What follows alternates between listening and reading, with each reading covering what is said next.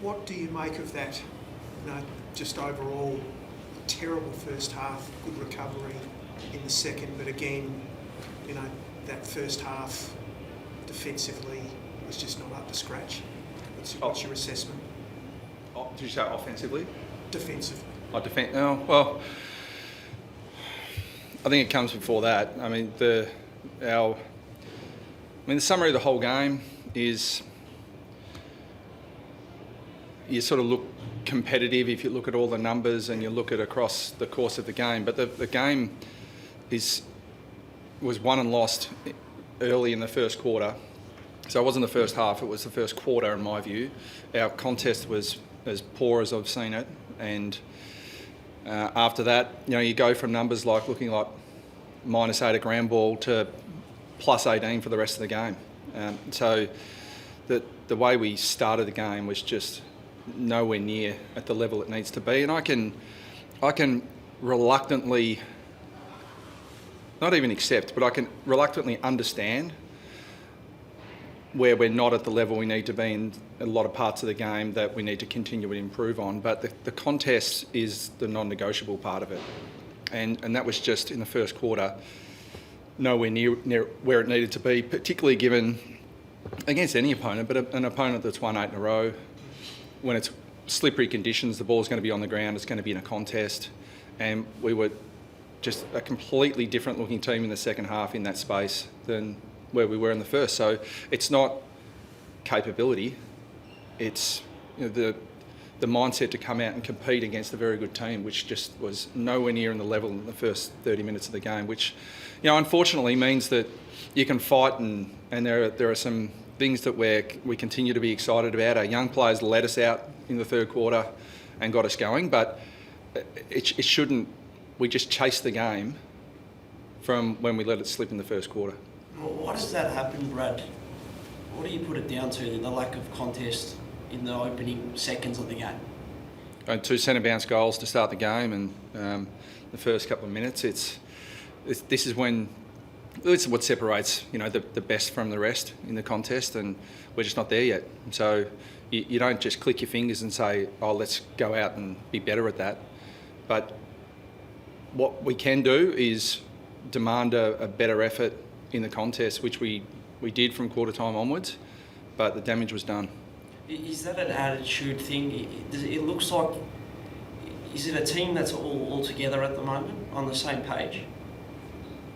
Yeah, it is, yeah. Because, tight, especially at the start there, to see the boys come out like that and just that lack of contest, it was just a flat start perhaps, and you put it down to just that. Yeah, I think I explained it. Brad Sullivan-Roby, once again, another outstanding performance, particularly in the third term. He's a man, his ball use, his ability to win the ball, and he was able to get that transition going and give you some looks, particularly in that third term. He's really starting to take those steps, and it's possibly off the back of last year being able to play against the senior bodies. When he's played underage football, but then have the opportunity to play at senior level at his Eastern Football Netball League club in Roval last year. Yeah, he's just such a great competitor. So to your point here about contest, it's you got an 18-year-old who thrives in that scenario. So we'll keep. Said during the week, it's unusual that you lose an 18-year-old in Dyson Sharp and think that's a big loss for us, because he's a natural competitor and he's a competitor in the contest. So but you shouldn't be as a team looking to your 18-year-olds to lead you out of that. But Sullivan just continues he understands the game incredibly well. He doesn't need to be told something twice. He just executes. So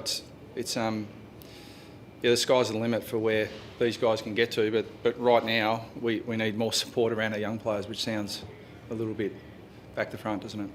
And on that, how much of this is on your leaders, your on-field leaders, Brad? Just especially 2 centre bounce goals that really just, as you say, it set the tone, and the game was blown out of the water quite quickly. Yeah, I mean, we've had probably 2 games, Collingwood, Brisbane, where I think we're scores from centre bounce is 73-3.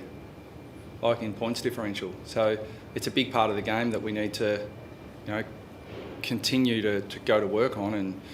And but we will keep. Last week the first centre bounce, it's Sharp and Roby in there. It's not the older guys. So we'll continue to put those guys in really important roles for the team, and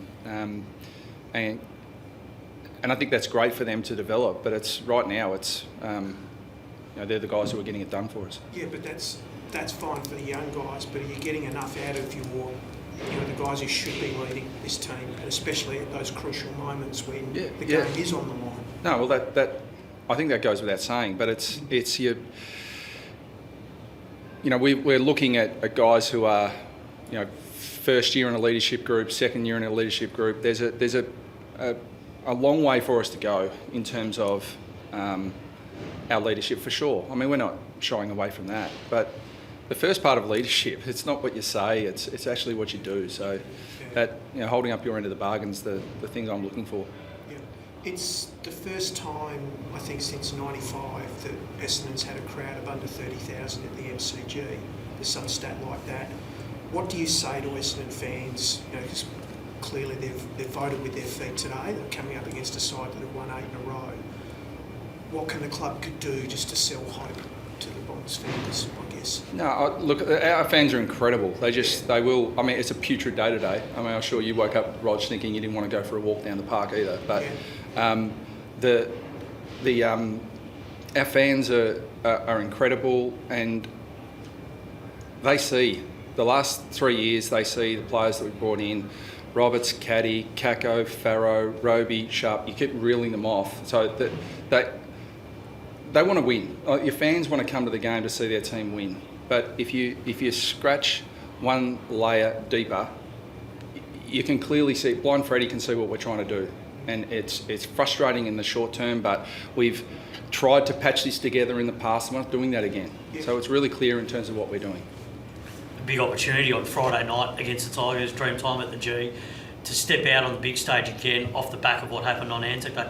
Are you going to use some of that as the motivation for some of these young guys to get back out there off the back of what they did today? Yeah, well, what an opportunity. What an opportunity to get out again in a big game and compete, because there's when you're playing big games and when you are a good team and you're playing against another good team, it comes down to small margins, and usually those margins are in the contest. Brad, what was your message at three-quarter time? Because the players, particularly your young ones, seemed to come out firing. May and Roby all had great goals.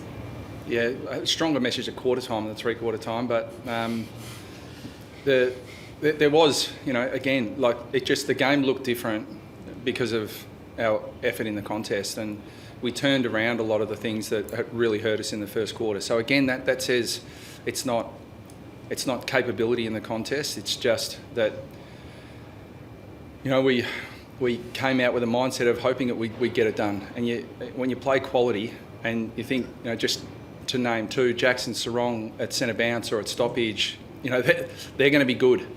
And so you've got to be, at least, at the level to try and halve that, break even and compete. And they were too good for us early, and we were very poor in the contest. And the pleasing thing is we turned that around, but, we're never in the contest. And if we could have that quarter back, I think the game would have looked a lot different.